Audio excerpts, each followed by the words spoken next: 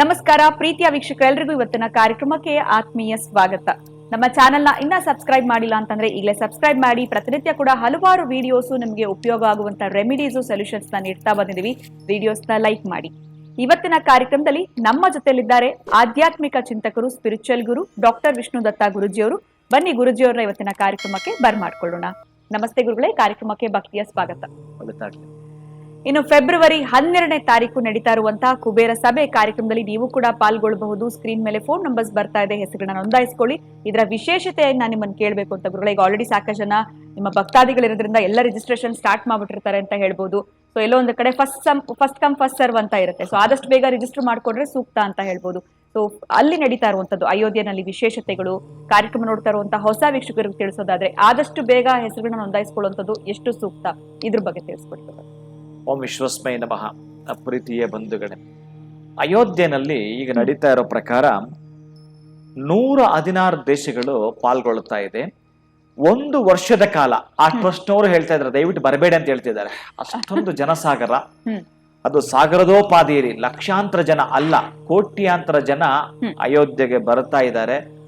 500 ವರ್ಷಗಳ ಇತಿಹಾಸವನ್ನ ಮೆಲುಕಾಕೋದು ಅಷ್ಟೇ ಅಲ್ಲ, ಅಲ್ಲಿ ನಡೀತಾ ಇರ್ತಕ್ಕಂಥ ಅಷ್ಟನ್ನು ಕೂಡ ಅನುಭವಿಸ್ತಕ್ಕಂತಹದ್ದು ಇದೆಯಲ್ಲ, ಆ ಸ್ವಾದವನ್ನ ತೆಗೆದುಕೊಳ್ಳೋದಿದೆಯಲ್ಲ, ಅಂದ್ರೆ ಬಹುಶಃ ನಮಗೆ ಏನು ಬೇಕೋ ಅದನ್ನ ಪಡೆದುಕೊಳ್ಳಲಿಕ್ಕೆ ಒಂದು ಅವಕಾಶ ಅಲ್ಲೆಲ್ಲ ಕೆಲವು ಹೇಗಾಗಿದೆ ಅಂತಂದ್ರೆ, ಒಂದು ರೂಮ್ ಒಂದು ದಿನಕ್ಕೆ ಬಹುಶಃ ಅಲ್ಲಿ ಅಯೋಧ್ಯೆನಲ್ಲಿ ಬಹಳ ದೊಡ್ಡ ಮಟ್ಟದ ಕಾಸ್ಟ್ ಹೇಳ್ತಾರೆ, 1-1.5 ಲಕ್ಷ ತನಕ ಇದೆಯಂತೆ. ಆದ್ರೂ 116 ದೇಶಗಳು ಪಾಲ್ಗೊಳ್ಳೋದ್ರಿಂದ 1 ವರ್ಷ ಬುಕ್ ಆಗಿದೆ, ಯಾರಿಗೂ ದರ್ಶನ ಸಾಧ್ಯವೇ ಇಲ್ಲ. ಆದ್ರೂ ಜನ ಇರ್ತಾರ, ಹೋಗ್ತಾರೆ, ಬಹಳ ಜನ ಹೇಗೆ ಹೋಗ್ತಾರೋ ಅಂಥದ್ರಲ್ಲಿ ನಮಗಲ್ಲಿ ಕಲ್ಯಾಣೋತ್ಸವ ಮಾಡಲಿಕ್ಕೆ ಒಂದು ಅವಕಾಶ ರಾಮ ಗೊತ್ತಿಲ್ಲ. ನಾನು ಪ್ರತಿನಿತ್ಯ ಈ ದೇವರಿಗೆ ಅಭಿಷೇಕ ಪಾರಾಯಣ ನೈವೇದ್ಯ ಮಾಡುವಾಗ ಇಲ್ಲಿಂದಲೇ ನಾನು ಪ್ರತಿನಿತ್ಯ ರಾಮ ಅಲ್ಲಿ ಬಂದು ಮಾಡ್ಲಿಕ್ಕೆ ಆಗಲ್ಲ ಕಣಪ್ಪ, ಇಲ್ಲಿಂದ ನೈವೇದ್ಯ ಮಾಡ್ತೀನಿ ನಾನು ಅಂತ ಅಲ್ಲಿಂದ ನೆನಪು ಮಾಡ್ಕೊಂಡು ನೈವೇದ್ಯ ಮಾಡ್ತೀನಿ. ಬಹುಶಃ ನಾನು ಇದನ್ನ ರಿವೀಲ್ ಮಾಡಬಾರ್ದು, ವಿಧಿ ಇಲ್ಲ, ನನ್ನ ಬಾಯಿಂದ ಬಂತು, ಬಟ್ ಅದನ್ನ ನಾನು ನೈವೇದ್ಯ ಮಾಡ್ತಿರ್ತೀನಿ. ಬಹುಶಃ ರಾಮನೇ ಆ ಕಲ್ಯಾಣೋತ್ಸವ ಮಾಡ್ಲಿಕ್ಕೆ ಅವಕಾಶ ಕೊಟ್ಟೇನೋ ಗೊತ್ತಿಲ್ಲ. ಆಮೇಲೆ ಮೋದಿಯವರು 5 ಕಲ್ಲನ್ನು ಇಟ್ಟರು ಪ್ರತಿಷ್ಠಾಪನೆ ದಿವಸ. ಅದು ಪ್ರತಿದಿನ ನೆನಪು ಬಂದೇ ಹೋಗುತ್ತೆ. ಬಹುಶಃ ನನಗೆ ಏನು ನೆನಪಿಲ್ಲ ಅಂದರೂ ಅವರು 5 ಏನಿಟ್ರ ಪೃಥ್ವಿ ಅಪ್ತೇಜ ವಾಯುವಾಕಾಶ್ ಆ ಶಂಕುಸ್ಥಾಪನೆ ದಿವಸ 5 ಕಲ್ಲುಗಳು ಇಟ್ಟದ್ದು ಮಾತ್ರ ಪ್ರತಿದಿನ ನಾನು ಕಣ್ಣು ಮುಂದೆ ಬಂದು ಹೋಗ್ತಾ ಅಂದ್ರೆ ಬಂದು ದೃಶ್ಯ ಅನ್ನೋದಕ್ಕಿಂತಲೂ ಬಂದು ಹೋಗುತ್ತೆ. ನನ್ಗೆ ಆವಾಗಲೇ ರಾಮನಿಗೆ ನೈವೇದ್ಯ ಇಲ್ಲಿಂದ ಸಮರ್ಪಣೆ ಆಗಿರುತ್ತೆ, ಅವನ ಅವಕಾಶ ಅಲ್ಲಿ. ಆಮೇಲೆ ಬಹಳ ಜನ ನಮ್ಮ ಭಕ್ತರು ಕೂಡ ಈಗಾಗಲೇ ಎಲ್ಲ ಅಲ್ಲಿ ಏನ್ ಬೇಕು ಅಲ್ಲಿ ಸರ್ವಿಸ್ ಮಾಡ್ಲಿಕ್ಕೆ ಹೊರಟಿರುತ್ತೆ, ಒಂದು ಟೀಮ್ ಇದೆ. ಆಮೇಲೆ ಜನವರಿ ಕೆಲವು ದಿವಸ ಅಲ್ಲಿ ನಾನು ಇದ್ದು, ಆ ನಂತರ ಫೆಬ್ರವರಿಯಲ್ಲಿ ಇವ್ರಿಗೊಂದು ಅವಕಾಶವನ್ನ ಏನು ಕೊಟ್ಟಿರ್ತಕ್ಕಂತಹದ್ದು. ಅಂತಹ ರಾಮನ ಸೇವೆಯಲ್ಲಿ ಪಾಲ್ಗೊಳ್ಳಲಿಕ್ಕೆ, ಅದು ಸೀತಾರಾಮ ಕಲ್ಯಾಣ ಮಹೋತ್ಸವ ಅಯೋಧ್ಯೆನಲ್ಲಿ ಕುಬೇರ ಸಭೆ. ನೋಡಿ, ಕುಬೇರ ಸಭೆ ಬಹುಶಃ ನಾನು ಅಲ್ಲಿ ರಿಜೆಕ್ಟ್ ಮಾಡ್ತಾರ ಅನ್ಕೊಂಡಿದ್ದೆ, ರಾಮಂದು ಮಾತ್ರ ಮಾಡಬೇಕು ಅಂತ. ಬಟ್ ಎಲ್ಲರಿಗೂ ಒಪ್ಕೊಂಡ್ರು, ನೀವು ಶಾಸ್ತ್ರೋಕ್ತವಾಗಿ ಆಗಮೋಕ್ತವಾಗಿ ಏನೆಲ್ಲ ಮಾಡ್ಬೇಕು ಅಂತಿರ್ತಾರೆ, ದಯವಿಟ್ಟು ಅದನ್ನ ಮಾಡಿ ಅಂತಂದ್ರು. ಅದಕ್ಕೊಂದು ಅವಕಾಶವನ್ನ ಕೊಟ್ಟಿದ್ದಾರೆ. ಎಲ್ಲಾ ಭಕ್ತರು ಕೂಡ ಒಂದು ಅವಕಾಶ ಇದೆ. ಅದೇ ಹೇಳುದು, ಯಾರ್ಯಾರ ಹಣೆ ಬರಹದಲ್ಲಿ ಅವರೇ ಬರ್ಕೊಳ್ಳಿಕ್ಕೆ ಒಂದು ಅವಕಾಶ ಅಂತಿರ್ತಾರೆ. ಯಾರ ಹಣೆ ಬರಹದಲ್ಲಿ ಪಡ್ಕೊಳ್ಬೇಕು ನಾನು ಯಥೇಚ್ಛವಾದ ಅಂತ ಇರುತ್ತೋ ಅವರೆಲ್ಲರೂ ಬಂದೇ ತೀರುತ್ತಾರೆ. ಇಲ್ಲಿ ಕಾಸ್ಟ್ ಮತ್ತೊಂದು ಏನು ಲೆಕ್ಕ ಮಾಡಲ್ಲ. ಯಾಕಂತಂದ್ರೆ ಕಾಶಿಯಲ್ಲಿ ಈ ಅನೇಕದ್ದು ಅವರ ತಾತ ಮುತ್ತಾತನ ಕಾಲದ್ದು, ಅವರ ಫ್ರೆಂಡ್ಸು ಎಲ್ರಿಗೂ ಕೂಡ ನಾವೇನಾದ್ರೂ, ಆಮೇಲೆ ಸಣ್ಣ ವಯಸ್ಸಲ್ಲಿ LKG ಇಂದ ಹಿಡಿದು first standard second standard teachers ಮಕ್ಕಳು, ಅವ್ರಿಗೆಲ್ಲರೂ ನೆನಪು ಮಾಡ್ಕೋಬೇಕಂತ ನಾವು. ಬಟ್ ನನಗೆ ಗೊತ್ತಿಲ್ಲ, ನೆನಪು ಬರ್ತಾರೆ. ನಾನು 5th ಸ್ಟ್ಯಾಂಡರ್ಡ್ ಹೋದವಾಗ ನನಗೆ ವೆಂಕಟೇಶ್ ಮಾಸ್ಟರ್ ಅಂತ ಇದ್ರು. ಅವ್ರು ಯಾವ ರೂಪದಲ್ಲಿದ್ದಾರೋ ಆ ರೂಪದಲ್ಲಿ ನಾನು ಕೊಡ್ತಕ್ಕಂಥ ನೈವೇದ್ಯ ಸಮರ್ಪಣೆ ಆಗ್ಲಿ ಅಂತ ನಾನು ಅನ್ಕೋತೀನಿ. ಬಹುಶಃ ಮನೆಯಾರ ನಮ್ಮ ಮಿತ್ರೊಬ್ಬರು ಬಂದಿದ್ರು, ಇಲ್ಲಪ್ಪ ನಿನ್ನ ತರ ವಿರಳ, ಯಾಕಂದ್ರೆ ನಮ್ಗೆ ನೆನಪೂ ಇಲ್ಲ, ನೆನಪು ಇರೋದಿಲ್ಲ, ಮಾಡ್ಕೊಳಕ ನಮ್ಗೆ ಅಷ್ಟು ಕೆಲಸಗಳಿರುತ್ತೆ ಅಂತಂದ್ರು.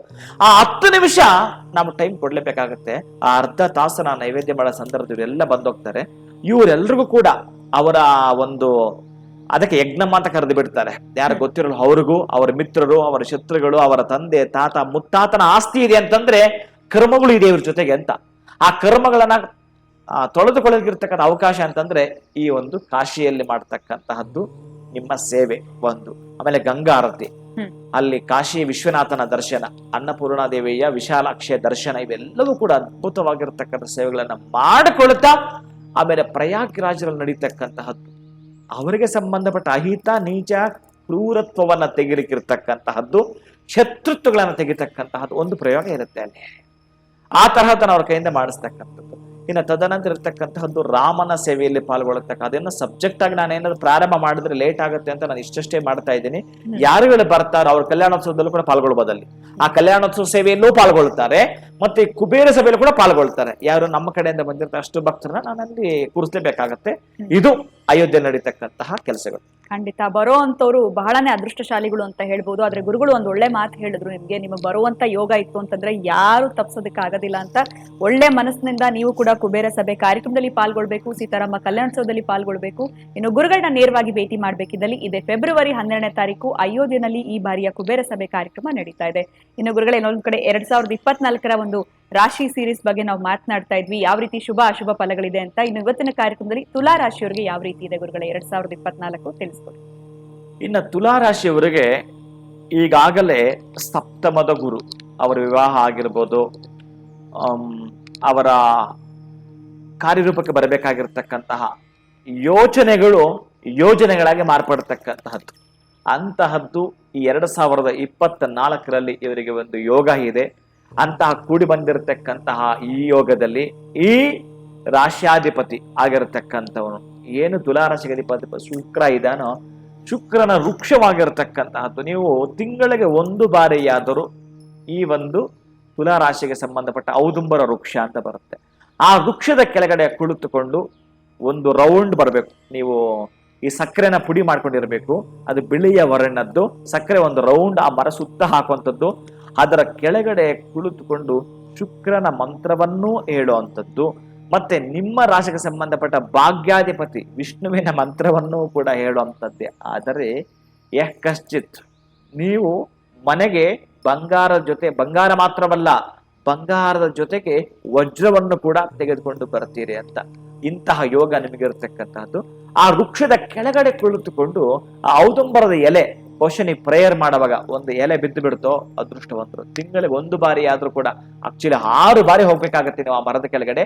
ಅಟ್ಲೀಸ್ಟ್ ತಿಂಗಳಿಗೆ ಒಂದು ಬಾರಿ ಈ ತುಲಾ ರಾಶಿಯವರು ಆ ಮರದ ಕೆಳಗಡೆ ಕುಳಿತುಕೊಂಡು, ಜಾಸ್ತಿ ಬೇಡ, ಒಂದೇ ಒಂದು ಎಲೆ ಕಿತ್ತುಕೊಳ್ಳಿ ಪರವಾಗಿಲ್ಲ, ತೆಗೆದುಕೊಂಡು ಅದರ ಮೇಲೆ 6 ಬಾರಿ ಬರಲೇಬೇಕಾಗಿರ್ತಕ್ಕಂತಹದ್ದು. 24 ಸಂಖ್ಯೆ ಹೇಗಿತ್ತು 2024 ಇದು. ಆ 24 ನಿಮ್ಮ ಪರವಾಗಿನೇ ಇದೆ.